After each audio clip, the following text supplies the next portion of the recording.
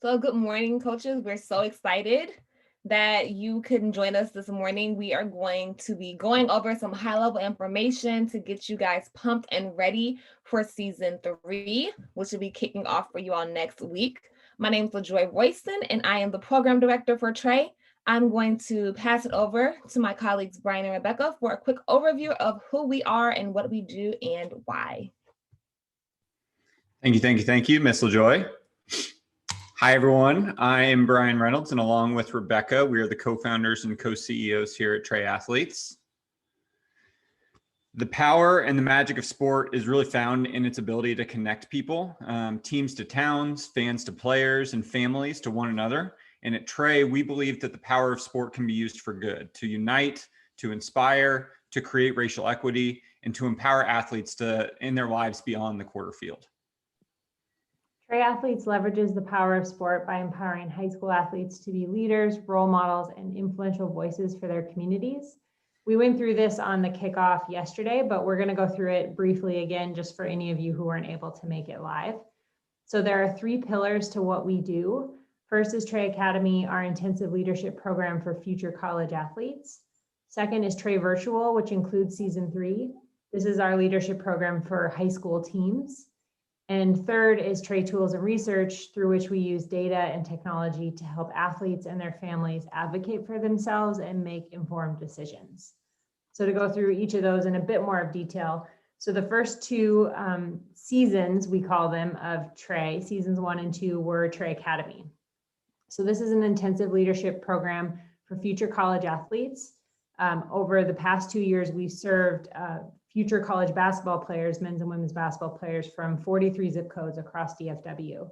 So Trey Academy helps each cohort of future college athletes build leadership skills through 25 annual workshops and events that feature former college and pro athletes as mentors. So to talk about Trey Virtual, which we'll go into much more detail later, this includes season 3, and it's the reason that we're all here. Trey Virtual partners with high school and club coaches to bring no-cost leadership development to high school teams from any sport or location.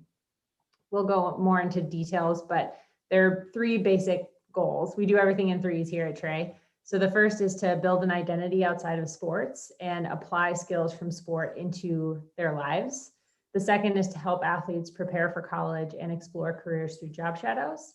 And the third goal is to help athletes give back to their communities through service learning projects. Thirdly is Trey Tools and Research. So as mentioned before, the goal is to provide high school athletes and their families with tools and information to help them make better decisions and advocate for themselves. Some of the resources we've developed include a college decision guide, a college transition guide, and a college comparison tool called the Trey Report. The good news is it's working. We use surveys to measure our impact. Since launching in 2018 in Dallas with the Trey Academy program, of all athletes who participated, 97% report that they've improved their leadership skills, 87% feel more confident in their college and career decisions, and 100% care more about giving back to their communities. And in addition to all that impact, since launching Trey in 2018, we've grown fast. In 2019, we were accepted into the prestigious Draper Richards Kaplan Foundation, where only 15 to 20 nonprofits are selected globally every year. And in 2020, we won the Audience Award for the United Way's DFW Social Innovator of the Year. I mentioned this last night on the call, but I'm literally the luckiest guy on the planet because I get to hang out with these incredible people all day, every day to help achieve our goals and our mission at Trey. You already know one of my best friends, Rebecca, and how she played basketball at Kansas. Rebecca also worked in accounting and private equity, then moved to Bolivia to work in sport for development, helping get women out of domestic violence through sport. She also recently graduated with her MBA from Harvard Business School, and as co-CEO, Rebecca oversees all of our internal work, including systems change and operations. Rebecca and I have been friends for almost 15 years, which is crazy to think about. We met initially as nerds in college in the business school at KU, where we graduated as co-valedictorians. I worked on Wall Street for the first 5 years of my career, buying and selling businesses, and then I ran a couple different businesses within the fashion industry. At Trey, I oversee all of our external work as co-CEO, including fundraising and partnerships. And for season 3, I'll serve as moderator for each of our fireside chats. Amber Brown, who you all know and love, I'm sure, is our Director of Operations. Amber grew up right here in Dallas, where she attended Skyline High School. And in college, Amber played basketball at UT Dallas. After graduating, she earned her master's degree in public administration, completing a fellowship in Washington, D.C. Amber then moved to Cyprus in Europe to work in sport for development at Peace Players International.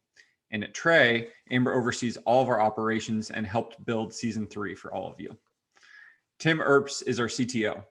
Tim grew up in and currently lives in Boston, Massachusetts. And after graduating from Northeastern University with a degree in chemical engineering, Tim helped build robots for a successful health and sciences startup. Tim now works in the MIT laboratory, and at Trey, he oversees all of our technology, including our college comparison tool for future college athletes, the Trey Report. Last but most definitely not least, maybe saving the best for last here, is Miss LaJoy Royston, our program director. LaJoy grew up in Chicago, where she attended DePaul for college. She earned her undergrad and then also a master's degree in curriculum studies from DePaul, as well as a second master's degree from Harvard's Graduate School of Education in human development and psychology. She currently lives in Atlanta, Georgia, and at Trey, LaJoy oversees all of our programming. She's written all of our curriculum for seasons 1, 2, and 3, and for season 3, she'll also be overseeing our social media as well. Over the last 3 years, all of this has been made possible here at Trey, thanks to the wonderful organizations and people who we've partnered with, and we've included a number of those logos here, including the Big 12 Conference, Fox Sports Southwest, the United Way of Dallas, Scottish Rite Children's Hospital, the YMCA of Dallas, and the Boys and Girls Club of Fort Worth. Thanks to all these donors, partners, and sponsors, we've doubled Trey 3 years in a row. And something's pretty special here in the water here in North Texas. It's the home of the Mavericks, the Cowboys, the Wings, the Rangers, and the Stars. We like to say that Dallas is the capital of both sports and community.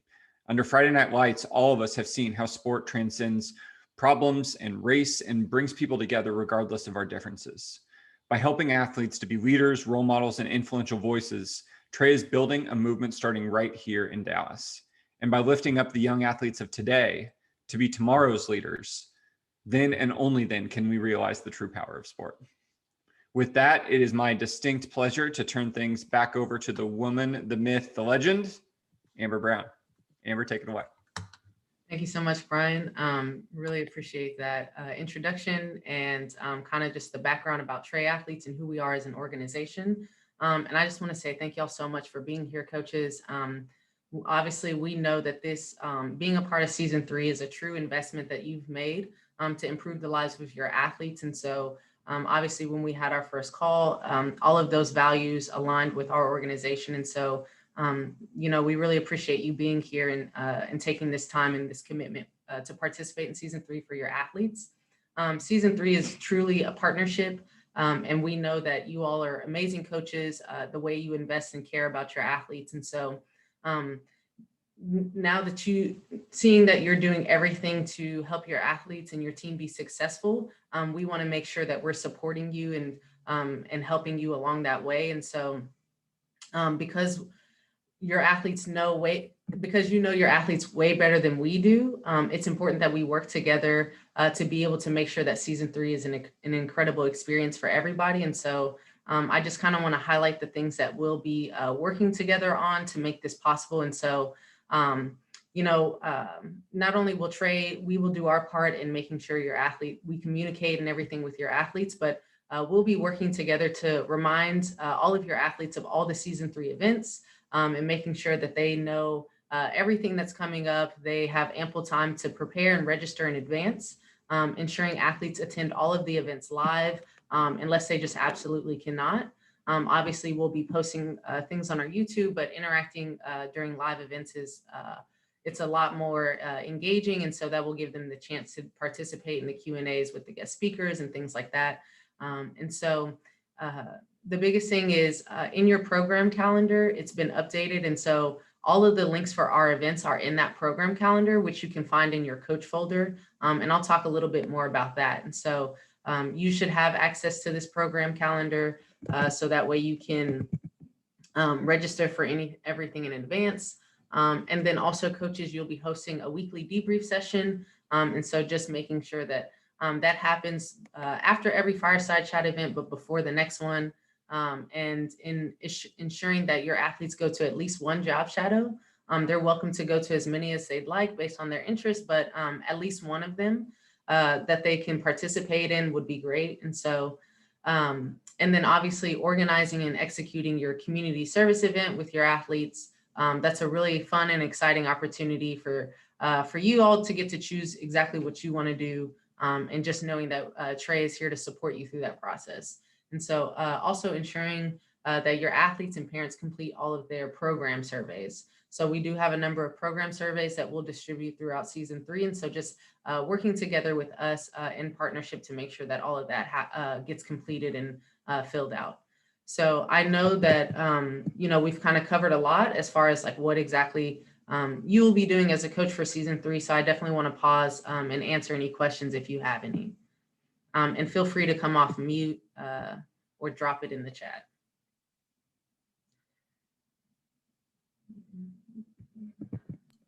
We love it when you come off mute.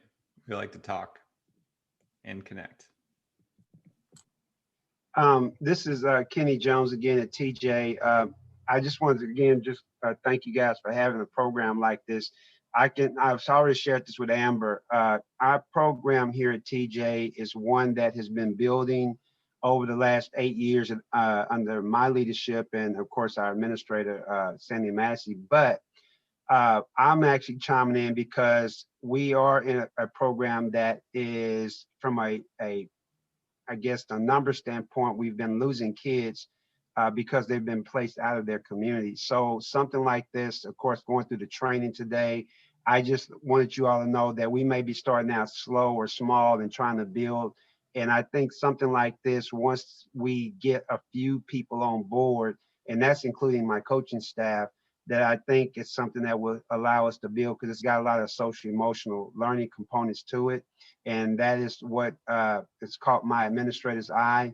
And so definitely I have a background in some recreational things as well. And so a lot of these types of things, I know that you try to bring in programs to assist with community services and those types of things. So I commend you all for putting this together and actually having the backing and support to move it forward and hoping that we can get our kids on board and parents, most importantly, to buy into something that would benefit this.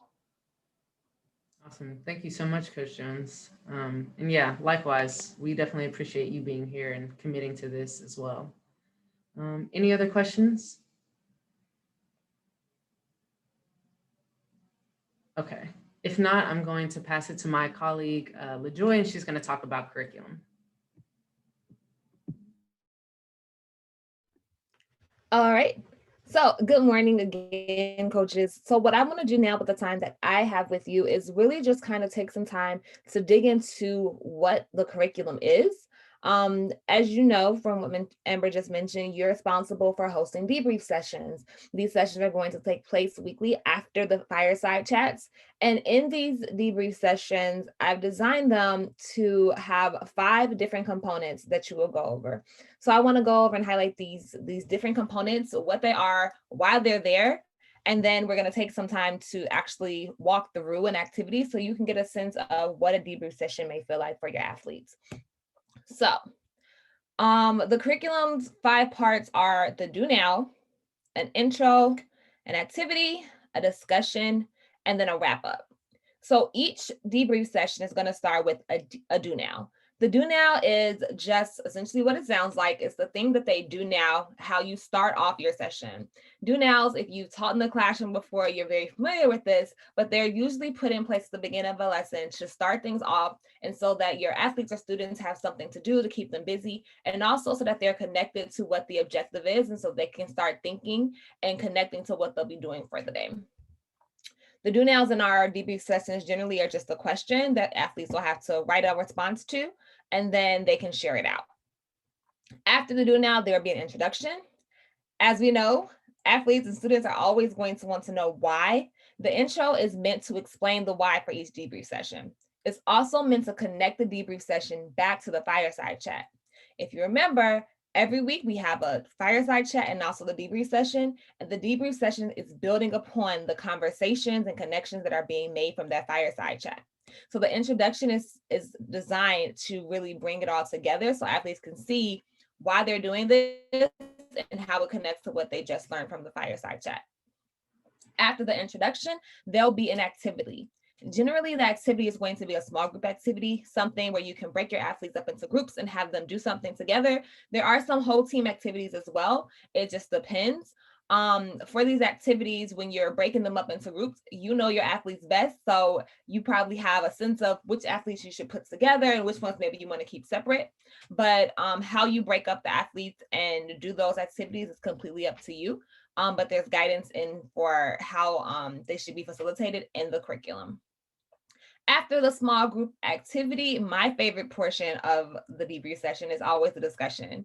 So the discussion is designed with a list of questions that are meant to deepen the conversation, the connection from in the debrief session. Something I want to note though about the discussion questions is that you don't have to ask all those questions. If you ask one question, then your athletes are really into it and you guys go into a long discussion, then maybe you only have to ask one question for the discussion portion. You have to use your discretion and really let the conversation flow, because if your athletes are really engaged and having great conversation, you don't want to cut that off. That can be a great moment for learning, and you want to allow them to just continue having a conversation and going as needed. The last part of the debrief session is always going to be a wrap up. The wrap up is, again, like a question that'll be at the end that really allows them to reflect on the learning that they just have. And also it kind of gives them a little nugget to connect them to the next fireside chat. So everything is always connected, from our fireside chats to our debrief sessions, and everything goes in that order. So these are the 5 components of your debrief sessions. Every time that you look at one of the lessons, you'll be able to see all of these things in there. A few other components you'll see in the curriculum are going to be the session norms. These are going to be just norms or just matters of mind or ways of thinking that we want our athletes to have to ensure that when they come into these debrief sessions, they have the right mindset and they can get the most out of it. The session norms are: assume the best, be open-minded, actively participate, keep debrief session conversations in the debrief sessions, and agree to disagree. From our experience, as you know, this is our 3rd year running our programming, and we have found that having norms is a great way for us to all be on the same page and to ensure that athletes can feel comfortable with one another, especially because some of the topics we have may be a little sensitive. And so having these norms in place allow athletes to feel like they're in a safe space and to respect one another. Other things you will see in the debrief session curriculum will be the tips for success. My background is in education. While I'm no longer in the classroom, I taught for about 7.5 years. And so my experience there is where the tips for success come from. What you'll see throughout the debrief session are little notes of things you can do that can help move the lesson along effectively. Other things you'll see are virtual learning tips. Some of our teams will be participating completely virtual, and we know that. And so what we put in place are some tips for our coaches who will be doing things virtually, so that you know what things you can put in place, what kind of accommodations and modifications you can do to ensure that even though you're virtual, your athletes and you are still getting the most from your debrief sessions. And the last piece is the call to actions. The call to actions are a list of activities and things that coaches and athletes can do. They all include a social media component. So this could be something like following a certain kind of account, posting maybe a picture of something that you drew or something from the debrief session and posting on your social media and tagging Trey. The call to actions are essentially there so that athletes can leave the debrief sessions, but what they're learning doesn't escape them. We want these things that they're learning and they're engaging with to be things that really matter and that really can be instilled in their everyday life, which is why we have those call to actions. You are encouraged to do one call to action, though you are welcome to do all of them. But all athletes are encouraged to do at least one of the call to actions. And this, again, is something that you'll find in the debrief session at the end of the sessions. Okay, so I just went over high level what you'll be getting in the debrief sessions. When you open up your curriculum, you'll see those 5 portions. But some of us need to actually do some things to get a real sense of what we are expected to do. So what I'm going to do now is I'm going to model what a debrief session could possibly look like by going through the 5 different components. So our do now question is, what is the correct order of the season 3 curriculum components? So you can respond to this question by either typing your response in the chat, or you can come off mute and tell me what are those components and what are the correct order. So I'm going to see if we have any responses in the chat. This is Coach Harrison. Hi, Coach Harrison. And first would be the do now, and then the intro, activity, discussion, and then wrap up. Ding, ding, Yes, thank you. You got it. All right, so that is the correct order. And as you can see, the first thing we're doing here in this activity is our do now. So the reason why it's important that we remember that order is because that's the order that things are always going to be. Most people do well with routines, and so we're always having those 5 different components. So knowing that do now is first, our next portion is going to be our intro. So our introduction for this activity is explaining why we're doing this. So I'm modeling a debrief session for you so that I can highlight best practices and to help you prepare for your first debrief session. You're going to have to be doing this next week. So it's just great for you to get an opportunity to see what this can look like, and so that you can ask me questions that you may have. And so you can see how I would do this if I was doing a particular debrief session. So I want to also highlight to you that you guys know your athletes best. You guys know what they're into. You know you have your own personality, and it's important that you incorporate those things into your debrief sessions because your athletes know you and that's what they're expecting from you. And also you know them. That is a piece that is so special about season 3. For seasons 1 and 2, we were running the programming ourselves. And while we didn't have those relationships with the athletes, they came over time. But you guys are at a great advantage because you already have those special relationships that coaches have with their athletes. And you can definitely use that to your advantage. So for our first activity, what we're going to do is we are going to look at a picture. And this picture, it pops up right here, is a picture that was actually in the presentation that Brian and Rebecca showed. And what I want you to do is take a moment and look at this picture, and I want you to answer the question, how does this photo illustrate the power of sport? So take a moment and look at this. How does this photo illustrate the power of sport?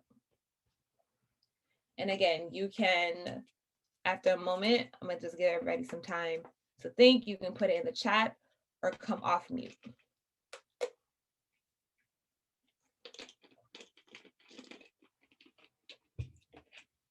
All right, I'm already seeing one response.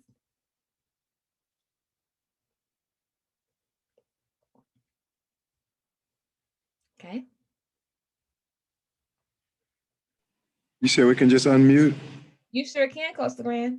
Okay, yes. What comes to my mind is just how many people that brings together, and what specifically comes to mind is how much money that generates and how many different ways it can be put to use on a university campus. That's real. That is a lot of money. And if we're thinking about the billions of dollars that sports bring into the NCAA, a lot of the budget comes from sports. And that's definitely something that we're going to be talking about. Thank you for highlighting that, Coach LeGrand. I see Coach Jay. I don't want to pronounce your last name wrong. Can you let me know how to pronounce your last name, Coach Jay? Cosme. Cosme. I was going to say Cosme. Okay, good. Coach Cosme, you said it brings people together. Can you expound upon that a little bit? Like when I look at this photo, you have old people, you have young people, you have people of different races, ethnicities, and it looks like everybody's come together like for one common objective, and that's like to cheer on the Longhorns. So I think sports has the power to bring people together, put differences aside, whether it be political differences. Nobody's caring about that right now. They're worried about the Longhorns scoring touchdowns and stopping people from scoring touchdowns. So I just think, the power of sports has that ability to bring people together in that way. Thank you, Coach Cosme. You know what? That's exactly what I'm thinking about too. I think the power of sport definitely lies in its ability to bring people together, especially thinking about our country and just like different moments when we can be so divisive with all of our differences. Like when sports come up, that's when people will come together. They'll all put on the same jersey. They'll literally be on the same team and work together for something that's greater than themselves. And I think it's amazing that sports can do that. So thank you so much for highlighting that, Coach Cosme. Coach Jones, you said energy and power in numbers. Can you talk to us a little bit about the energy piece when you're talking about the energy that you see in this photo? Yes, I just look at in terms of the number when you're in a stadium like that, and of course many of you have played on a high level, and when you walk into a stadium and you just feel the energy from the people, whether it's we can't hear sound right now, but I would imagine the sounds just being on that field, and how athletes can't help but get pumped up when they look at something like that and walk out. So I bring it in that concept that I just know that that energy is there from just the pure numbers. And just with that being said, you can't help but just know that that energy is just gonna, the power of that, and whoever they're about to face on this field is about to feel that power and that synergy that's going forward. So that's what it brought to mind when I see this photo. Yeah, thank you. Yeah, you're right. Like whoever they are about, I didn't even think about the other team because you're walking in there and everybody is rooting for the other team that are rooting for you. So that's true, that energy. But I guess that's too, like that's when we think about sports. I know let's talk about the home court advantage is because you do get that energy from all the fans who are there to really support you. So thank you for bringing up that point, Coach Jones. Anybody else have something they wanted to add as far as this photo and how it represents the power of sport?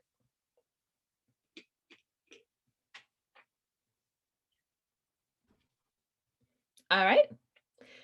So if not, that's fine. We're going to continue on with this and go into our discussion. So what I would really love to hear, because I have not been able to interact with you all, and I know you probably have an amazing story, and I would love to hear about how the power of sport has impacted your life. That's the first question. How then the power of sport has impacted your life? And then the second question is going to be, why did you become a coach?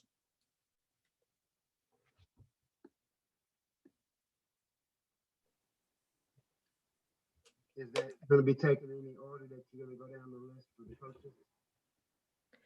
We can do it that way, or you want to go ahead and go in, Coach Jones, and go first. You're welcome to. I'll go ahead and speak out. And as far as the impact of sports in my life, it's played a huge role in my life. From elementary to middle school to high school, and along the way, the different coaches, good, bad. Back in the day, I still came up in an era where, from a football standpoint, coaches would pull your face mask and different things. But along the way, as I was approaching the game and how we treat kids, were actually changing. So I'm thankful at this point in time that I got a chance to, as I peeked into high school and graduating and going on to college, I was able to see some of that transition and transformation, transactional coaches versus transformative coaches take place. And so I went from not cussing kids out, which is what I heard coming up, to where now my approach to it is totally different because you can get the same thing out of that. But it certainly had some great coaches in my formative years along the way that also were very positive and influential in my life and made an impact in my life throughout. And most recently, probably I'm going to say about a couple of years ago, it brought it home when we went back home and they actually had a birthday party for one of our coaches that I had in middle school. And just a number of guys that showed up on that day to just say thanks, and for him to be able to see us and just reflect on what that meant and the lives that he touched for that many people to come back. And this was an 8th grade coach. So it was just basically a moving thing that this many people had that much love. And I have to say, in this case, it was an African-American coach, but I've had, multiple coaches in different ethnic backgrounds, but in this particular case, this guy lived in our neighborhood, was a part of the neighborhood and the community and that type of thing, and just made that big of an impact. And why did I become a coach? Actually, came about in high school. We was a part of, I came through a time in basketball, and in football we were successful too. But in basketball, we had gone through winning 2 state championships, and I was coming up my senior year behind that. So I had a chance to play on the previous year's team state championship. But the thing that my coach didn't do was, back in the day, you were out for 6 weeks, not 3 weeks. And so I had to play on that team for 6 weeks until the guard came back. And when they went to state, I wasn't involved in that, on that road. So I was kind of left behind. I tend to say this story, but the big picture behind that is, when it was all said and done, my senior year, we went to the playoffs, lost out in the first round. That same coach was still there, but because of his success, got calls from colleges. And he pulled me to the side after we lost our last game in the playoffs, and was basically, I'm like, why are you pulling me off the bus?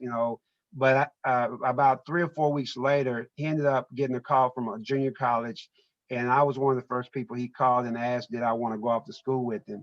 And he told me just point blank, Coach, he said, Jones, if you stay here in this town, the likely chance of you getting out and going to school, it's an opportunity. So it didn't take long to think about it, and I wanted to get out of that town just to expand and grow. So I did go with him to become a manager, played actually a little bit with him, but became a manager and knew I wanted to coach. So, and this was a coach that was not like me, but he was one that coached a lot of minority kids. And so I went with him. He left after his first year, went to another job, and when I found out, he was just kind of moving around. But for me, I stayed there and stayed the course. And I ended up going from Howard Junior College over to Texas A&M and working under Shelby Metcalf. Depending upon if you're a basketball guy, you may know of Shelby Metcalf at A&M. But I eventually finished at Sam Houston State, where I ran back into my high school coach. So he was actually like my second dad. So for my story, every chance I got and every promotion I got, I would always call him and thank him, because without his vision and seeing something in me, he is the reason why I coach, and I want to give back to young people, because I truly, without just that moment in time and going through the ups and downs, like I said, this is the short version of it, but I still call him today, and he's still actively involved in basketball today. Recently, he's been part of the Texas Tech. When you saw that program up and coming under Coach Bird over there, he was actually assistant coach on the backside of the bench. His name is Larry Brown. Not the Larry Brown that was in the NBA at one point, but Coach Brown has been, he's been around. So if you've been around basketball long enough, you've probably run across his name. So he's my inspiration. He's someone I call and thank every chance I get an opportunity to, and still talk to this day. But that's a shortened version, if I can have a short version as a coach, to my story. Wow. That is amazing. Thank you for sharing that, Coach Jones, and just like even how influential a coach was for you. And now that you are a coach, and even just like being a part of like season 3, like the role that coaches have in athletes' life, it's I can't put it into words. And so thank you for the work that you're doing and that you're committed to doing with your athletes. It means a lot. And I think you already know that from the story that you just told. So thank you for sharing that. And shout out to your coach for seeing something in you and taking you along and getting you out of that and expanding your vision and all of that stuff. So shout out to him too, because if you might not be here right now with us if he hadn't done that. So that's amazing.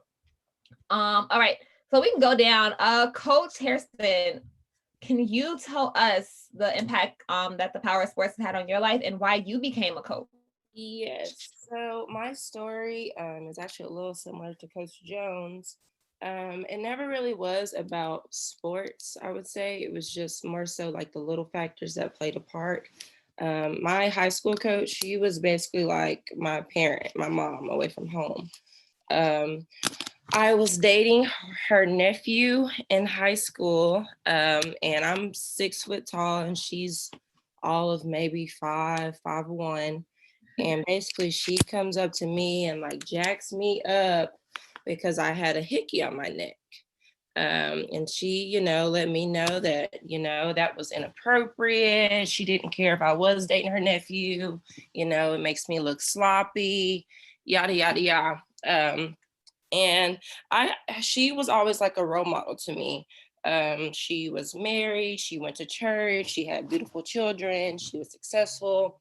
And I always just looked up to her. And so like hearing that come from somebody that my role model, basically that really kind of stuck with me because it kind of kept me in line. And so that kind of just ties into why I became a coach, just because I want to be able to influence kids and, teach them some of those life lessons. Like, y'all know, like it's so much more than basketball. There's so much we can do and teach our kids like on a daily and obviously, yeah, we use basketball. Like I had end of the season meetings with some of my girls yesterday, and just talking about, like attitude and next play mentality, just tying those things into real life situations. Cause like once they graduate, we want them to be successful outside of basketball. And so just using basketball as a platform to reach our kids and connect with them, that's kind of just been my why.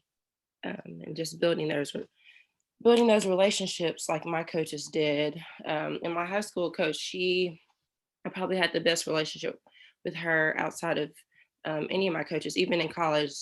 I had two different coaches in college, so it was a little different, but yeah, that would definitely be, I think, my why. Okay. Thank you. So another story about a coach that had that kind of influence. Yeah. I'm seeing a theme here, but something that you said, Coach Harrison, that really stuck out was when you were talking about how you want your athletes to be more. And something that we talk about at Trey is just like being like our athletes being more than an athlete. And so I think you really understand that too, like with the story that you just said. So thank you so much for sharing that. Coach LeGrand, you're up. I would have to say that, can you guys hear me okay? Okay. There's so many ways that I think sports has had an effect on my life, but I think the most powerful one is simply that, just the education that I received, as a result of earning a scholarship through sports. Your education is everything. It gives you so many opportunities, and I feel like without sport, I wouldn't have had half the opportunities that I, had a chance to take advantage of in my life. So just simply the education that it allowed me to get. Why I became a coach was that it's just, and I've learned this through the years, but as I'm coaching basketball, if I have a certain group of young men for that particular season, it's I've found out that it's about this much about basketball and about this much about life. So just have that tool, we can sneak in these life lessons on them, and because very few of them are going to go play college ball, but it's the lessons that we can teach them through sport. Be accountable, be responsible, all that good stuff that we learn through sport. I just really, I never take that for granted, and I really enjoy that part about coaching, just the natural leadership role it puts you in. I really enjoy that. So that's why I became a coach. Thank you for sharing that, Coach LeGrand. And, just talking about the education you were able to get and talking about your players. And you said that many of them aren't going to go off and play college ball. But even still, that they're learning some very valuable skills right now that they can use and transfer to other things later. And I think that like the fact that you even said that you spoke on it is really important, because for us for season 3, it's different for us because we want to make sure all athletes, whether you're going on to play college or not, you still realize that you have some power and you have some special skills because you are a part of this team and you are doing the work and you mean something to your community. And how can you take that and move it forward? And so I'm really excited to hear like how things go with your team, especially because of the mentality that you have and the framework that you're going to use from your perspective. So thank you for sharing that, Coach Luran. And Coach Cosme, you are last but certainly not least. Please share with us your story and why you became a coach and the impact of power of sports on your life. Thank you for having me. First off, when I just describe the impact the power of sports has had on your life, I just think about just my love for sports. It's just something about like competition that I love. And I love basketball, but I think all that drove me to go to school because I wasn't the best athlete. I was that kid on the team that the coach had on the team because I was funny. I worked hard. Everybody loved me. I got in the game like the last few minutes of the game if we were winning by a lot.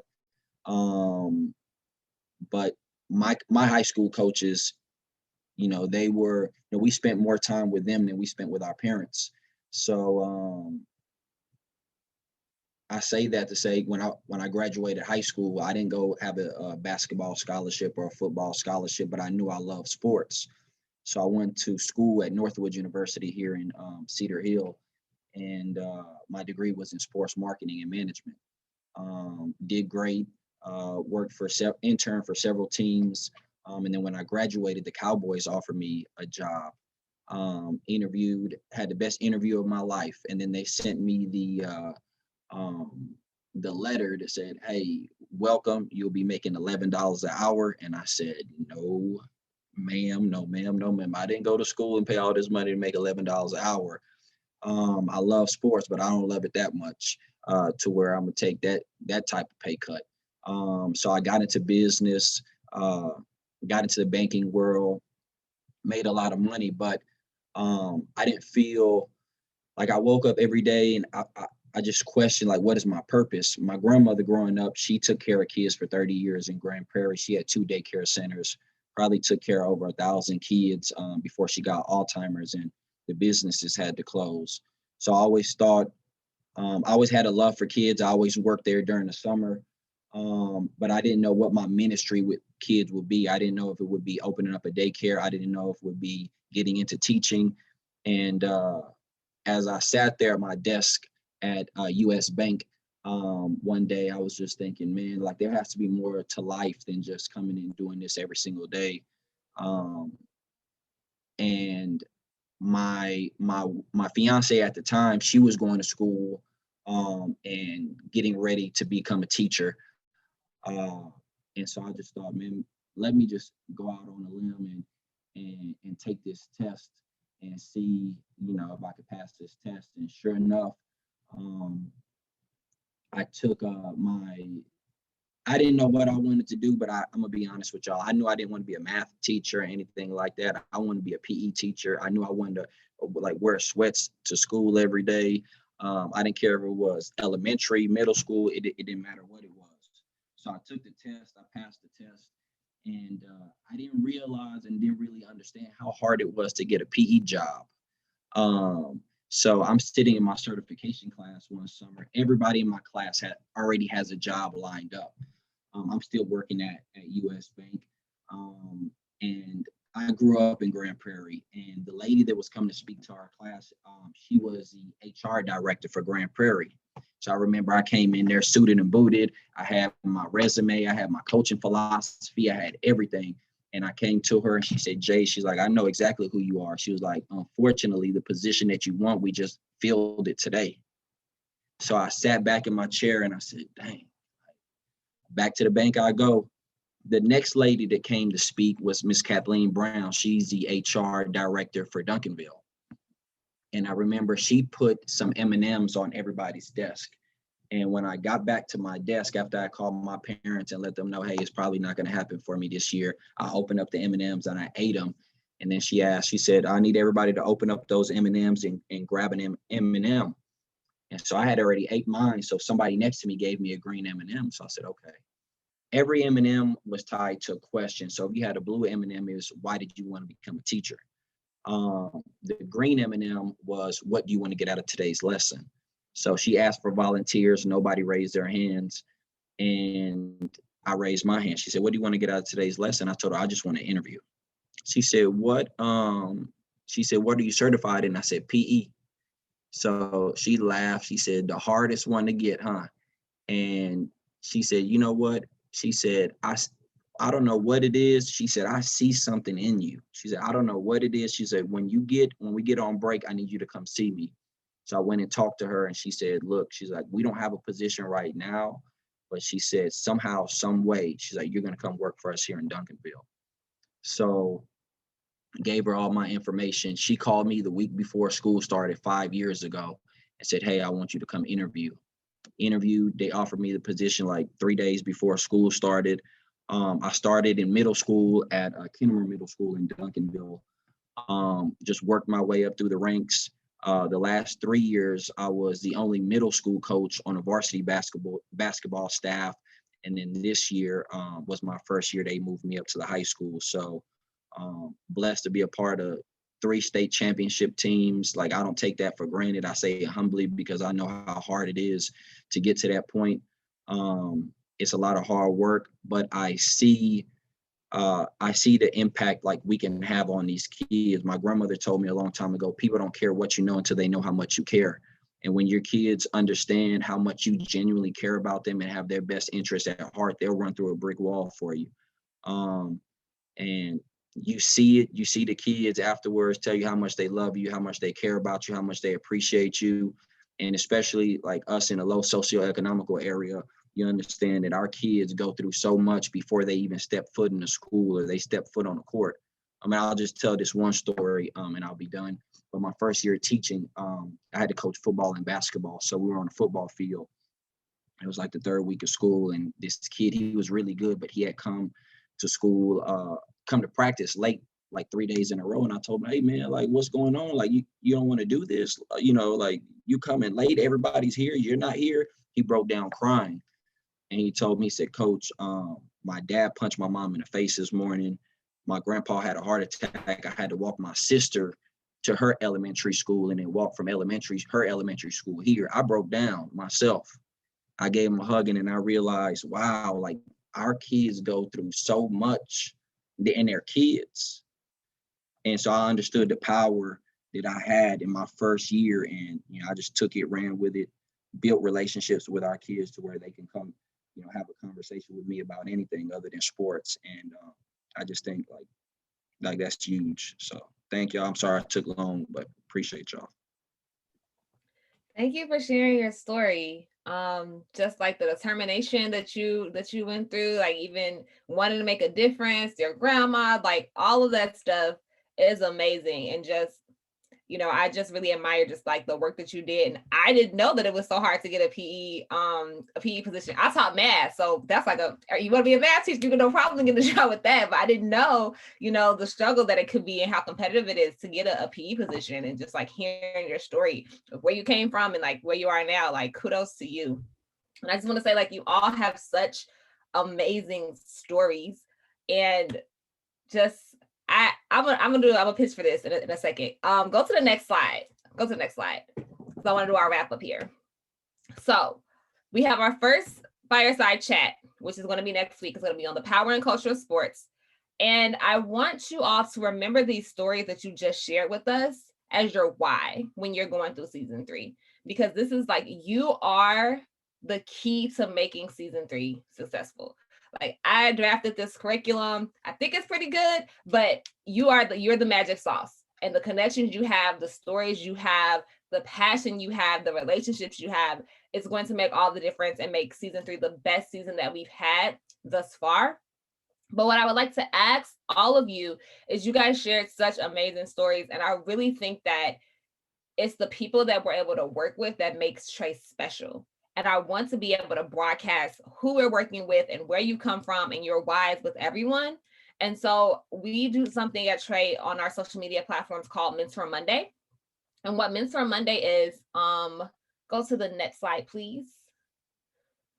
Mentor Monday is basically just an opportunity where we have speakers come in and do a 1-minute video on a topic of their choice. These are candid, informal, and personal stories that you're sharing on video. And the reason why is so that our audience, which is high school athletes, they can see different people from different walks of life and hear different perspectives and to get advice. I think all of you would be great for us to spotlight on Mentor Monday. And if you're interested in doing so, we can send you some more information on how you can get involved with that. But I really think just like what you all shared, like talking about determination or talking about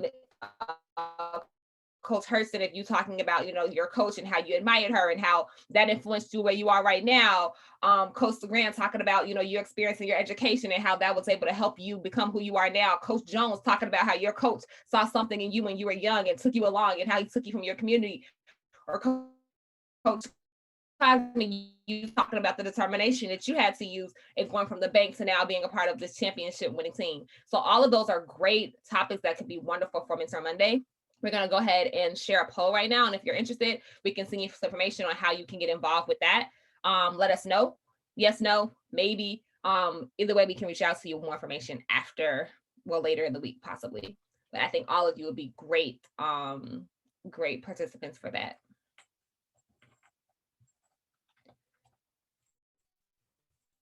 Let's take another few seconds to give everybody a chance to respond. Waiting on one more person.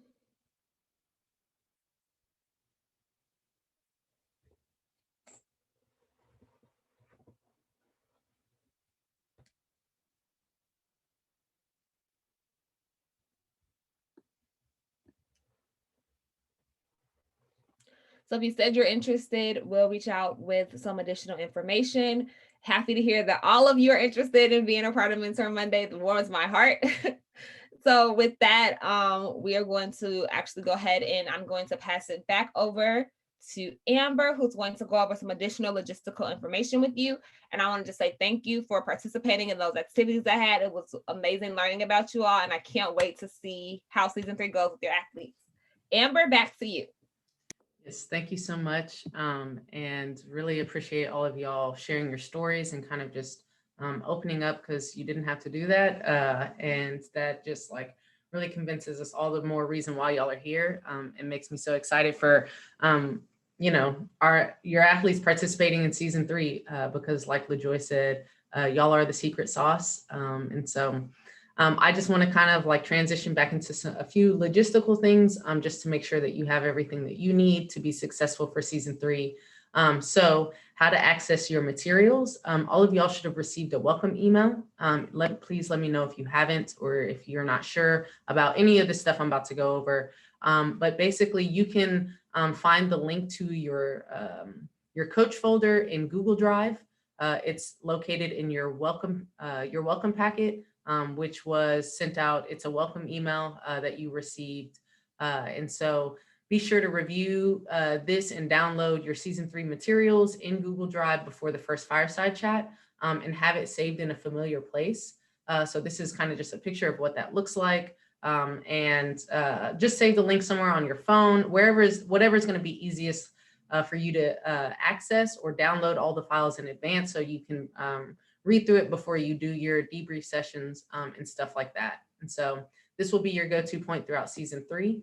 And even if you don't use Gmail or have a Gmail account, you can still access the folder by just clicking the link. It's a public file, so it can open up, and then you should be able to download everything fine. So if you have any issues with that, just reach out to me and let me know, and I can make sure you get everything that you need. The next thing, so every team will be hosting their own community service activity. And so this is really exciting because you and your team get to choose what you want to do. It wouldn't be right for us to dictate what is important to you and your community and to your athletes. And so we just want to support you through that process. And so we've created a community service guideline, which can be found in your coach folder. And so start making a plan with your team. Always think about the 5 W's, the who, what, when, where, and why. And be sure to always start off with the why. Of course, why are you doing what you do? Why does it matter? And so also be mindful of COVID. Obviously, it's still real. And so coaches, and once you've, with your team, once you've established kind of a plan as far as what you're going to do, inform me of what your event will be, when it will be, all of that information. So that way I can support you on the day of, make sure you have everything you need, and continue to work with you up until that point. But we're all going to be pushing to do community service during the same weekend. And so that's listed on your program calendar as well. So alongside the materials and guidelines that we provided you with to help guide you through season 3, we also plan to support you in another of other ways. And so this is our Trey support system. And so we're here to support you as much as possible throughout season 3. And so basically what that looks like is a number of check-ins, and I just need to plug in my laptop. So we'll have a number of check-ins with you. So this week, we're starting off with the coach training. And so obviously this is a chance for you to understand the curriculum a little better, understand how to access all your materials, answer any questions before we get started next week. On week 3, we're going to, you'll receive a text message from me. It's just a quick check-in message. So please respond to those communications just so I know that everything's going well. But basically, I will be checking in with you frequently. On week 5, we'll do a 10-minute check-in call with every coach in season 3. And that's just a chance for me to kind of speak with you verbally, see how everything's going, kind of get your feedback, you know, and make sure that if there's any areas of support that you need, that you have it. Again, in week 8, we'll do another text message check-in. And so also alongside just like me reaching out to you individually, we have communication efforts that we will do weekly throughout season 3. And so we'll use a mass texting service. On Monday, y'all received a text from this service. Basically, that will happen every week with your registration links. It'll go to you, the athletes, the parents, basically so we can frequently and easily communicate with you so that you and your athletes know about everything that's going on. And then also we'll send out regular emails with registration links, as well as having our check-in calls. But the other biggest thing is our virtual hours. So we're going to every week on Tuesdays and Wednesdays at the times listed, I'll have virtual office hours. And so you can pop in at any time. The link is located on your program calendar. The passwords for all of season 3 events is always going to be Trey season 3, lowercase 1 word. So you never really have to wonder what's the password. It's always the same. And so if you ever have any questions, just pop in those office hours. I'll be there. Basically, the format of that is it'll be a one-on-one meeting that, you know, I'll let you in the waiting room. But if there's 3 or more coaches, then we'll move it to a group discussion, unless there's something that you just need to talk about privately, which we'll do after we've cleared out the group discussion.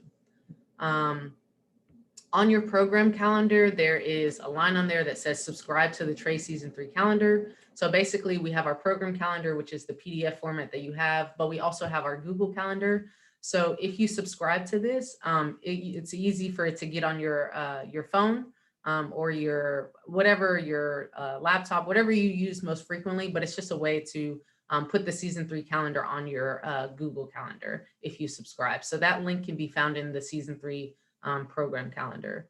So, and then also social media, we encourage all of you to follow Trey on Instagram or create an Instagram for your team if you don't have one. And the reason we say this is because we'll post reminders and announcements that are specific to coaches in our close friends group. We've added all the coaches that we have your Instagram account there.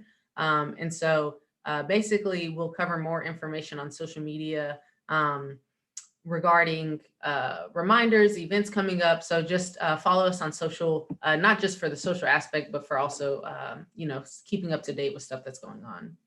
But in general, a general rule of thumb, I'm your primary point of contact. So if you have any questions, you can come to me first, even if it's about the curriculum. I'll try to help answer any of those questions. And after that, if there's something I can't answer, then we'll pull in LaJoy into the conversation because she's a hardworking, busy woman who has a lot going on. So never hesitate to reach out to me for help. I'm here for you. We want to make sure that this is an incredible experience. It is a partnership. And so I want to support you and make sure that you have everything you need to make season 3 amazing.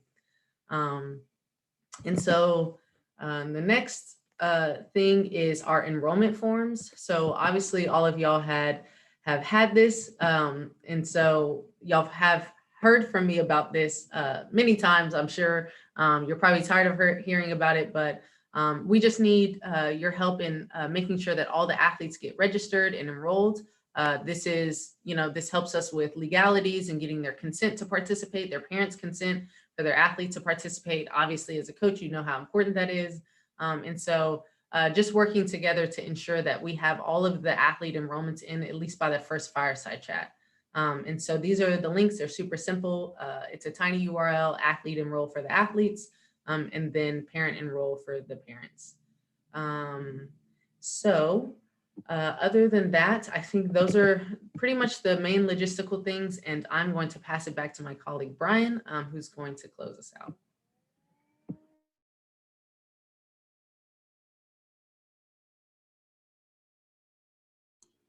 Thank you so much, Amber. Coaches, we cannot thank you enough for joining us for our coaches training today.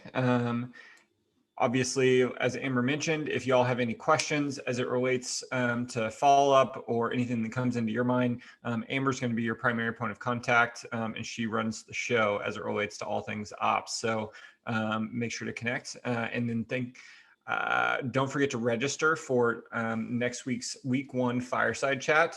Information is posted on the slide right here. And Rebecca's going to drop that registration link into the chat right now, which she's already beat me to the punch per usual. I think more than anything else, we're just absurdly excited for this season. There's a lot of opportunity as it relates to learning through you all, as LaJoy and Amber both mentioned, being the secret sauce, better understanding how we can convey our platform and our messaging and really develop the impact that we think is so crucial as it relates to Trey's mission. So let's go out and empower some athletes to be leaders, role models, and influential voices. Thank you, thank you, thank you. We are here for you now and always, and feel free to reach out with any questions. And also, before y'all leave, really quick, one last point I forgot to mention. Sorry. If any of your athletes have disabilities, or even the parents, to be able to participate, whether that's learning disability, hearing, sight, whatever the case may be, please let us know immediately so that way we can accommodate. But yeah, sorry, I forgot to throw out that last little tidbit. See, she's on top of everything. So we are an inclusive organization here at Trey Athletes. Like Amber said, if there's any problems whatsoever, just let us know. We're here to accommodate. So thank you all so much, and we look forward to working with you for season 3. Bye. Thank you.